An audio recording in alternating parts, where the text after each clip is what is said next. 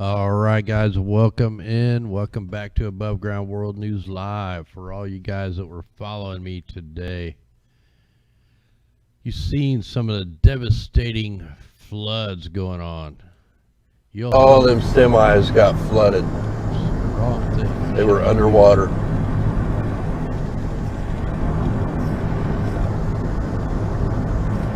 Sorry about that. I was going to mute that, but that's not what I was going to show you. Let me try to get to it. I'll probably hit the wrong thing here.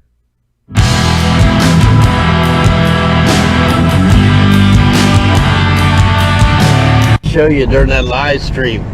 Look at them shutting that thing off and on. Huge freaking spray.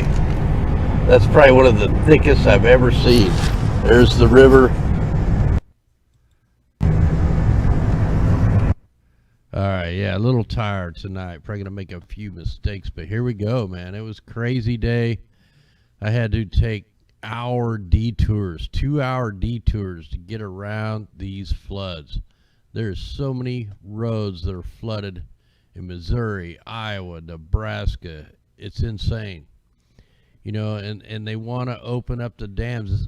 They were supposed to open up Truman Dam today. It actually rose today. They just keep rising, but check this out. Dam failure imminent near Sabetha. Emergency officials warn. Now this is, I don't think this is a big dam or anything, but this is like a private dam, and it's in danger of failing. The earthen dam feeds into the Delaware River as it heads towards Lake Perry. It has not failed yet, but it could within the next hour or two. The National Weather Service in Topeka tweeted around 3:30, so I don't know if it's when or not. All these links will be in the description. Dam failure to cause flash flooding south of Sabathia. I don't even know if I'm pronouncing that right. Now this area that they're in there's a couple Indian reservations, and yeah, here we go. The failure of the dam will cause flash flooding downstream along the Delaware River to U.S. Highway 36, the Kickapoo Indian Reservation, and Golden Eagle Casino. So heads up. Hopefully that thing didn't go. We'll have to get into the forecast to look. Yeah, so that same site I sold you, the military site yesterday, is the one that are issuing this warning. Let me get rid of these as we go. And we've already had a few dams fail this year already. We had the floodgate that broke on a 90-year-old dam down in Texas, spilling tons of water. And then we had this dam that was up in South Dakota that broke. I can't remember the name of the dam offhand here, but I reported on this one. This was what actually started the flooding of I-29. Guess what? I can't get to the California site to check the real-time dam levels. I'm going to paste this into the chat. Can anybody see if they can get this to work? Oh, that's not the right link. Hang on. Let me get the right link here. Oh, yeah, that is the right link. Can you guys get that to work?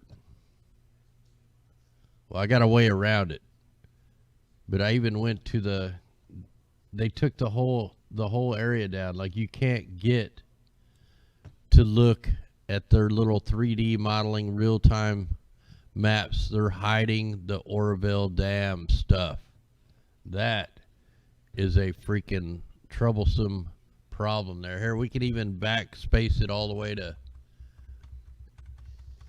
cdec.water.california.gov and see what happens. Hit enter. Oh, it just come up. Test page. Look, they're hiding it, man. This is bull. There's people worried about the Oroville Dam, and they're not letting nobody get on here to see what the hell is going on. So that should be a major heads up.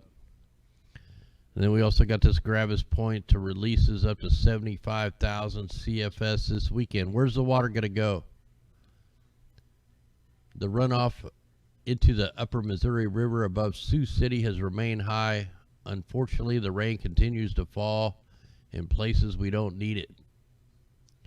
The past 5 days, the National Weather Service Missouri Basin River Forecast Center is showing 1 to 4 inches of rainfall in South Dakota and Nebraska. This is a big deal. This is going to get, this is bad, man. And the mainstream isn't even showing what's going on out here. We already have, here's coming out of, where's this one? Jefferson City. You got tons of street flooding already going on from the Missouri River. There's nowhere for the water to go. The Osage rivers continue to swell. Where are they going to open these dams up to? Well, they're coming to a city or a town near the rivers. There's nowhere for it to go. Anybody, you should be packing up now. Don't wait till tomorrow or the next day. There's nowhere for it to go now. And you got these stupid people driving a school bus right through dangerous floodwaters. I haven't seen this. Let's check it out. You may have an ad on. I don't know. I haven't looked at this yet. Better turn around. Oh my God, he's gonna drive through it, Chris, with the kids on it. A minute-long video showing a bright yellow school bus plowing through feet of floodwater. Oh my God, it's up over his hood. You can see the wave washing over the front of the bus. Yeah, like you want them driving your kids around, man. Everything is going crazy here. Let me get rid of these as we go. While all this is going on, the Alberta wildfires is in week 2. Slave Lake put under an 8-hour evacuation notice. It's getting bad. I mean, really bad up here. I covered the Fort McMurray fires. It looks like we caught what looked like helicopters dropping flares out, starting them fires. I don't know about this one. I can't get in here to dig this stuff up because we're so busy with the floods. So pray for the people up here too. They're getting ready to lose their stuff just like the Paradise fires. Now they say they got a Canadian cold front, means frost possible for half of Michigan tonight. So it's still wintertime. We're almost into June, one more day. We had a total tally of 22 tornadoes in Pennsylvania. That's a whole year's worth of tornadoes in 1 month. And the night's not even over. Now this is a freaky deal. This is coming out of a local paper here in Missouri, just down not too far down the road. Ebola drills held statewide, including Mercy and Cox hospitals. You've heard of tornado drills and disaster drills, but on Wednesday across Missouri there was a statewide Ebola drill for medical facilities to plan the response to the rare but fatal virus. Mercy made its drill available to the media in a rare opportunity to see how the employees work diligently to prepare for all types of infectious disease scenarios. Now this is pretty crazy because with this floodwaters, you got all the issues with the floodwaters. I talked about them earlier in a video earlier today about all the typhoid and all that stuff. I mean, these floodwaters are super, super toxic. In fact, I think I'm going to get into this a little deeper tomorrow night on this Ebola thing. So we'll probably get into that one a little deeper tomorrow. We got important stuff to get into. So who's producing the chemicals in the aerosol spraying? American Elements production facilities are fully staffed and equipped to bulk manufacture metals, compounds, crystalline structures, and virtually every purity and physical morphology that nature current technology commercially allow. The link's in the description. I'm not going to get into this one tonight. So let's go take a quick look at the lake levels. This is the only way I know to get to Orville Dam, and who knows if it's even updated. So let's go check it real quick. Let me see if I can find it here. Where is it? There it is. Okay, let's click on this thing. Now, I don't remember what it was, the level was yesterday. I know it was at like 117%. Right now, it only has 5.02 feet to go. That's all that's left. So they only have 5 feet with rain coming in. They've hidden the site. We can't get to the Orville site there in California. Nobody can get to it. We already tried. I'm going to check it first thing in the morning when I wake up. But when they're hiding stuff like this, that is not good. It's rose 0.21 feet since yesterday. So it is rising. So, wow, man. Heads up in California. Let's go ahead and check some of the lakes around here in Missouri. Go ahead and check the lake I'm on, Truman Lake. They were supposed to be opening the floodgates today. You know, they just had the town hall meeting yesterday. And when I drove by it, it's even higher. It's rose 0.40. It's rose 0.46 feet today. When I looked at it, when I was getting ready for the show, just like 20 minutes ago, it was at 0.42. So it's rose quite a bit just in the amount of time that we've been talking, or, you know, been live.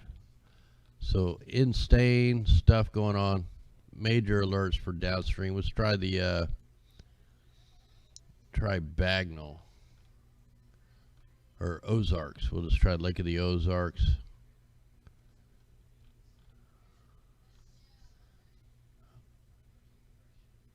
All right, so let's check this one. Nice crowd out there. Much love to you guys. Okay, Lake of the Ozarks water level. It's rose 0.08 feet with no water being released. That's just water coming out of the streams. The rivers and streams to Truman Lake are running backwards. The lake is so full, all the little tributaries and streams that run into the lake are actually running backwards. That's how bad it is here in Missouri. You got pontoon boats floating around farm fields right off 7 Highway between Clinton and Harrisonville, Missouri, but nobody on the news is talking about this. There's water almost to the city of Clinton. The golf course is about half underwater. So we got time problems here. What's this one here in Texas?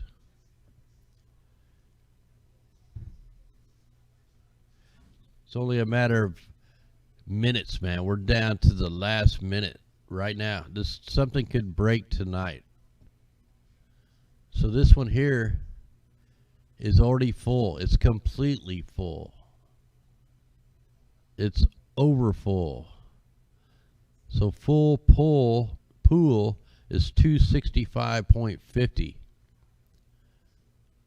It's at 265.50 and it's rose 0.02 feet. So wow, man, there's nowhere for this water to go. Here's another one. Alabama. Let's check this one out. Everybody needs to be prepared. Luckily, I'm up on a hill. Like I'm pretty high up from the water. I'm probably, 200-300 feet up. So this one here is in Neely Henry Lake in Alabama. So the full pool is 508 even. It's at 507.87. It's dropped 0.05 feet. Well, that's not a lot of, how much water could you get down here? It don't even matter. Let's go ahead and see if we can find a few more over in California. What's that one? What's that other one next to the Orville Dam? Here's Sonoma, Shasta.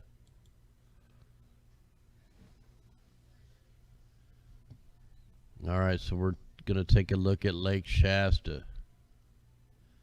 The full pool is 1,067.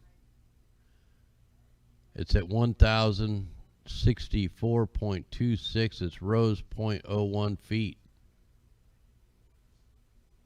So you only have 2.74 feet.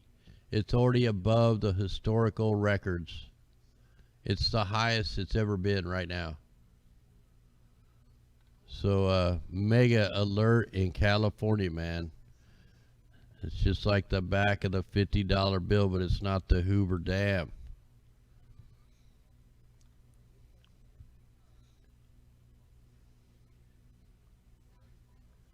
So big time problems going on. I mean, we can look, how about Oklahoma here? What's this one? Oklahoma's in deep trouble. So the this one could actually go up a lot higher. I can't remember the name of the one that's already in bad shape. I'm just kind of looking at some of these. Travis, Texas, it only has 0.04 before it's full. Tyler, Texas, 0.25 before it's full.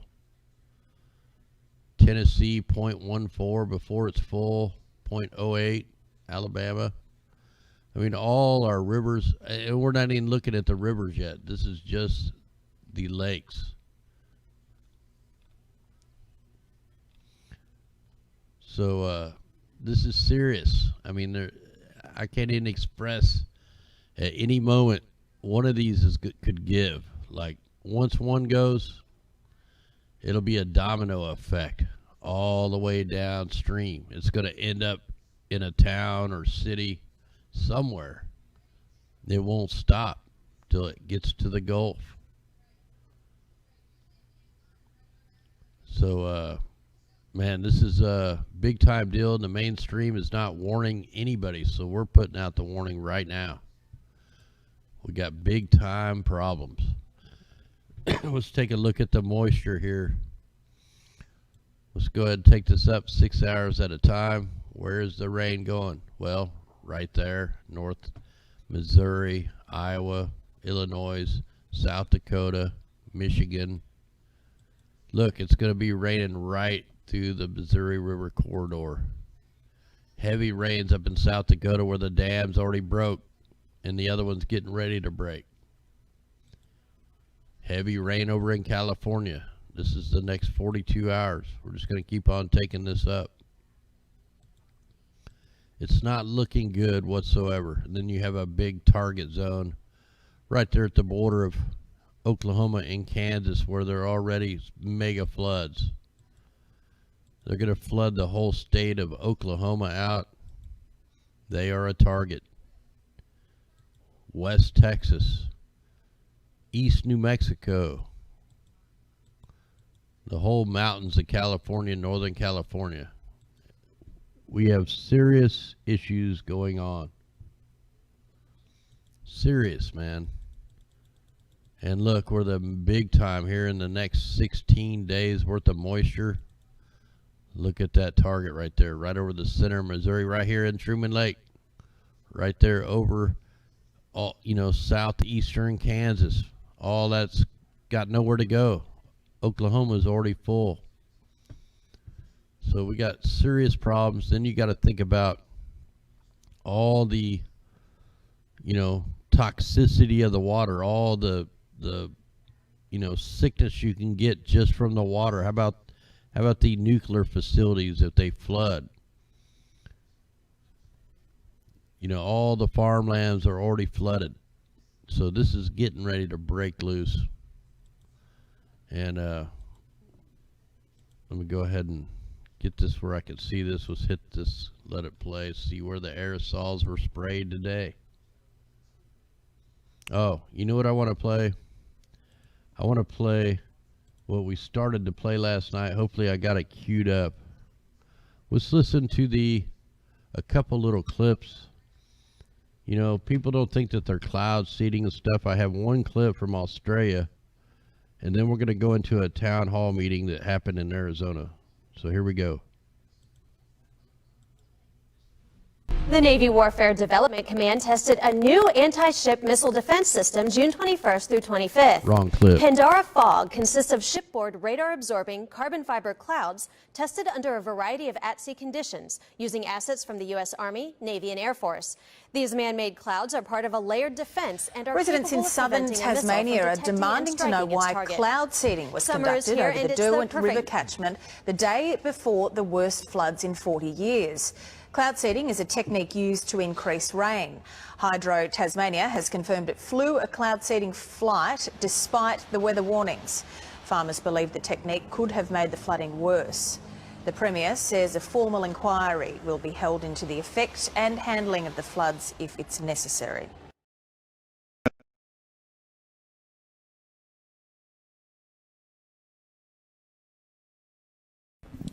Hello, my name's Al DeChico. I live in Golden Valley, and I understand that this is a federal issue. I understand that from speaking to the governor's office, that they cannot or will not even make a statement about this. My question is, have you tested the rainwater? And if you haven't, have you seen the results of our rainwater tests? And also, are you aware that many of the people sitting in this room right here have very high levels of barium, aluminum, and strontium in their blood? People are getting sick and dying. And we want the ADEQ not just to give us a little speech today, but actually to maybe perhaps speak out against it if you know it's going on. And if not, I would suggest you do a lot more investigation. We've been doing it for years. So I'd like a comment on, one, the rainwater, what's in it, and two, what's in our blood. And if it's not coming from geoengineering, is it your responsibility to investigate that and tell us where it is coming from? Thank you. Does the ADEQ have the ability to take a position on this and investigate it further and find out where these toxic metals are coming from that are in our rainwater and in our blood? Thank you. Thank you. I am assuming you do have scientists in your organization. Is that correct? We do, ma'am. Thank you. Of the several who have had my blood tested because I was getting sick and I didn't know why. And I did go to my doctor, and he had some question on how to order these specific tests for heavy metals. And when the results came back and they were really out of line, he said he had never seen anything like it in his life, and he didn't have a clue what to do about it. And then the bottom line was, he said, I think you're just going to have to live with it, and I want to be healthy. So just out of curiosity, how many of you in here have had your blood tested? Raise your hands. Okay, thank you. Todd Howard from Kingman. I understand your skepticism, I really do. But I have a couple questions for you, not to come up against you, but to try to get your institution, your agency moving. The ADEQ. Yes, sir. ADEQ has a mission statement, does it not? It was created for a purpose. It does. Can you tell us what that is? If I can read it, I certainly can. Our mission statement is to protect and enhance public health and the environment in Arizona. Very good. Okay, my second question to you is this. Now, if these people have evidence, if they have enough accumulated evidence to be of interest, can you tell us who to send it to get an investigation going? Because if their health is in danger, that's within your mission statement. My third question to you is, if there is sufficient evidence to invoke your jurisdiction for the purposes of your mission statement, can the state of Arizona, through your office or through someone else, file that complaint against the federal government and get something moving? So can you tell us who to send our evidence to? Who are the scientists in your department that we could send it to? The problem is we have no jurisdiction over this issue, so sending it to our scientists won't help. We can't do anything. Why do you not have jurisdiction if your mission statement has to do with public health and they have evidence that their health may be being affected, not by engine emissions, but apparently by a deliberate spraying effort? When does your mission statement bring in your jurisdiction in the interest of the people of the state that you're apparently intended to protect? If you can't do that, what is the purpose of your department? So who do we send our evidence to get our public servants moving?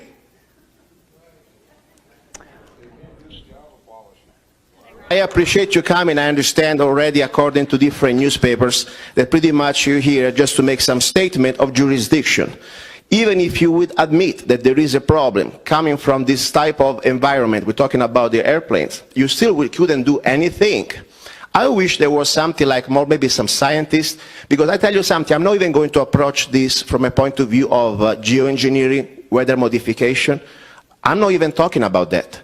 I'm talking about there is a real serious crisis, health crisis, documented. Officially, I would like to serve you right now, not as a legal, but as documents that I already sent the register to the governor, to former Senator Gould, for the former representative of our district. There are like at least 12 blood tests here, created by official laboratory with real doctors, MD, and all these blood tests came back with a high, extreme level of barium, some aluminum. I'm talking about levels that they go about more than 1,000%. So I forget about the airplanes, the aliens, and anything else. This is a crisis. We have people that they are suffering, and we don't know where this source is from.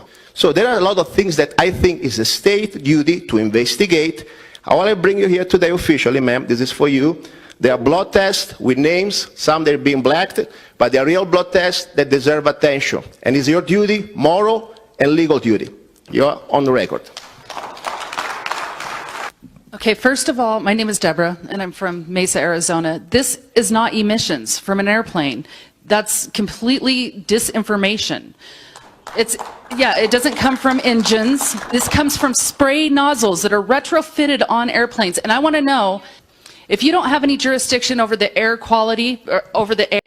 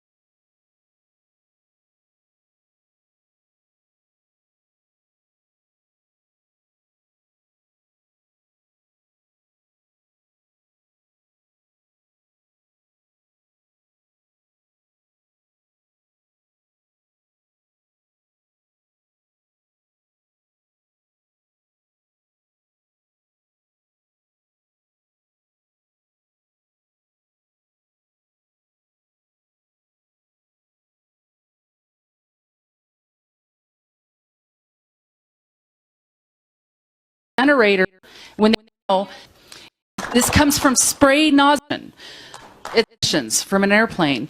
That's completely disinformation. It doesn't come from engines. This comes from spray nozzles that are retrofitted on airplanes. And I want to know, if you don't have any jurisdiction over the air quality, or over the air generators while they're on the ground. They dump this on us. Who has jurisdiction over the generators while they're on the ground? We have jurisdiction over the ground generators, yes. Okay, so who's testing those? And the airplanes that emit these while they're on the ground, before they fly up in the sky? Yeah, I think that all of us for a long time have known that we're and back again and back again and back again, and you have sometimes as many as 10 planes doing this at one time. And you know, we have gotten a hold of Jan Brewer's office and the senators throughout the United States. And in Jan Brewer's office, finally, they said, oh, well, you need to do the FAA. We got a hold of them, nothing. They said, there's nothing, it's contrails. So then we go back to Jan Brewer's office and no one will talk again. And really, frankly, we're not the only people. There are people all over the place that have sent information in.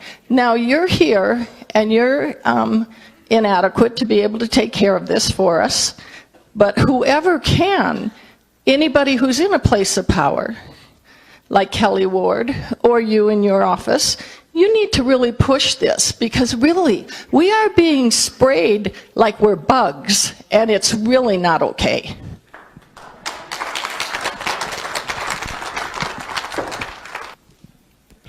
Libby Schneider, Lake Havasu. I moved to Lake Havasu 6 years ago, and 5 years ago I started seeing these chemtrails fly over. It's been constant since 5 years this fall. Okay, this is nanoparticle aluminum, barium, strontium. As Russell Blaylock says, it goes straight up your olfactory nerve into your brain. They're finding all kinds of rhinal disintegration, degeneration of our brain. We're breathing it in here. It's an irritant. The Navy has done, and the Air Force has done, nanoparticle exposure levels on rats. It causes pulmonary fibrosis, macrophage, inflammatory processes in our bodies. You're smirking the whole time here, telling us and just stonewalling us this entire time, saying you can't do anything. Our air is crap. You know, it was clear 5 years ago. Now it's a constant haze. We're breathing in this every single breath we take, all year long, all night long. This stuff is so small it cannot be filtered out of HEPA filters, because we're a couple of orders of magnitude smaller than a HEPA filter. It's like I am so angry. I'm a chiropractor. My job is trying to take care of people, and we're being sprayed to death. And you're just doing nothing about it. So it's like, get someone who does something. I'd like to make a suggestion. My name is Walter Spar, Lake Havasu. In Arizona, we are unique in that we have a group of scientists that can tell you, while this material is in the air with a spectrometer, specifically what it is as it's coming out of the back of the airplane, whether it's from spray nozzles or the engines.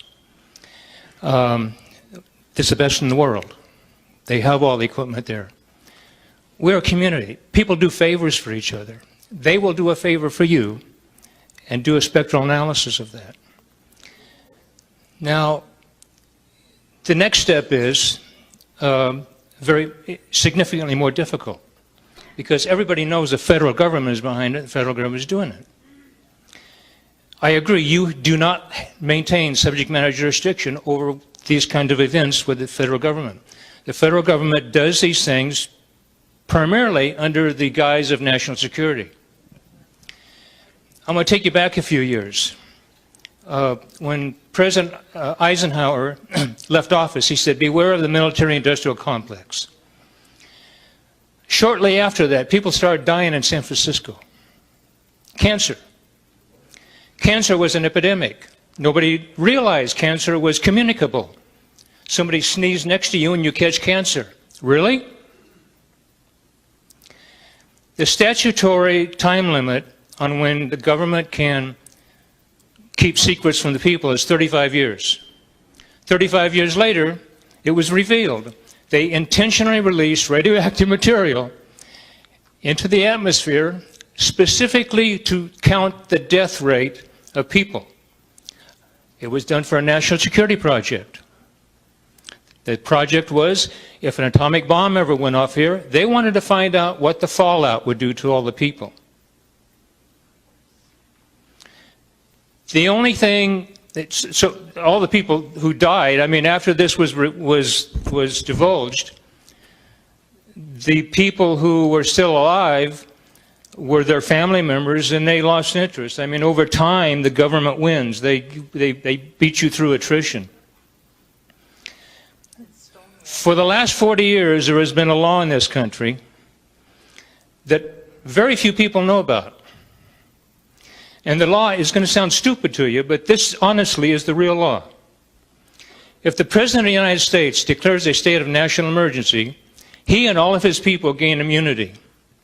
So if you sue the federal government and you go into the courtroom, the judge lacks subject matter jurisdiction over any evidence submitted by the President during a time of national security as declared by him. So in other words, there's hardly any way you're going to win a lawsuit if he makes that declaration. This is a very difficult problem.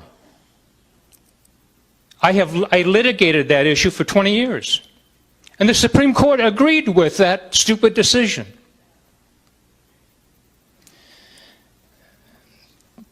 I have studied this for so many years. The only solution I can... All right, guys, that goes on for about 30 minutes. I posted the link in chat. It's also posted under the show links. It'll be the very first link.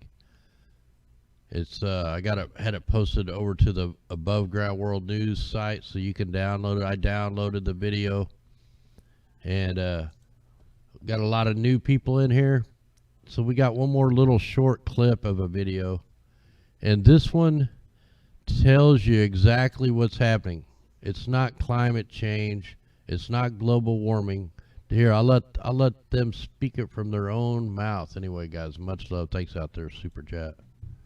So you just mentioned contrails. So how do the contrails affect or have an impact on the climate? Right. Well, contrails have a huge impact on climate. And so, in fact, some of the recent modeling work that has come out of DLR suggests that contrails today, just the ones that we're able to see up in the sky, maybe today, this week, this month, have a larger impact on Earth's climate than all of the carbon dioxide emitted by aircraft since the first powered airplane flight. So that's a huge effect. And so even as CO2 accumulates, greenhouse gases accumulate in the atmosphere, the impact of these contrails trapping heat and reflecting sunlight back into space is having a huge effect on the Earth's energy balance. And so that's right, ladies and gentlemen. They're dumping more particles this week than all of the aviation since the very first plane. That's why our skies are so toxic. That's why we're all have a chest infection. That's why we're all sick. That's why all the plants and the trees and the bugs are dying. Let's get into this a little bit deeper. So there you go, guys. I got plenty of other clips. Hold on, there we go. I thought the mic went out there. I got other clips that I could show you about how they steer the atmospheric rivers of the sky. We show that clip all the time. I got tons of clips on that. But I just wanted to take you over here to the worldview map real quick and look at the smoke from the fires. This is going on up in Canada, and the very ignition of this fire looked exactly like the Paradise fires. I mean, I'm talking exactly same color smoke, but you go down to the Mexico fires and they're a completely different kind of smoke. This is the same intentional ignition of the fires as it was in Paradise. Also, down here, these white lines that you're looking at, these crisscrossing patterns, these are not aircraft, these are ships. This is called bunker fuel. This is the most toxic emissions on the planet. We can go back to yesterday. It'll probably take it a minute to load. They've had these shipping operations, these are weather engineering programs, and they've gone on before every event, every hurricane, Hurricane Michael, Hurricane Florence, before the Paradise Fires. I mean, you name it, they're out here affecting the high and the low pressure systems with all these ships out here. Now I could add a different layer. We document these things nightly. So let me put this on the 3.7 microns, and this will stand out a lot more. You'll be able to see it much better. And if you've seen that little clip a little bit earlier about the Pandora fog exercise, see, now you can see how big this operation is. These long, you know, yellow lines. That is tons of ships out here. These are not fishing vessels. You got them out here off the coast. And we had on the ground people verify it was bunker fuel.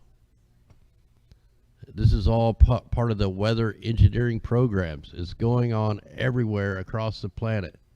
I got one more short clip to show you, then we'll jump into some other stuff.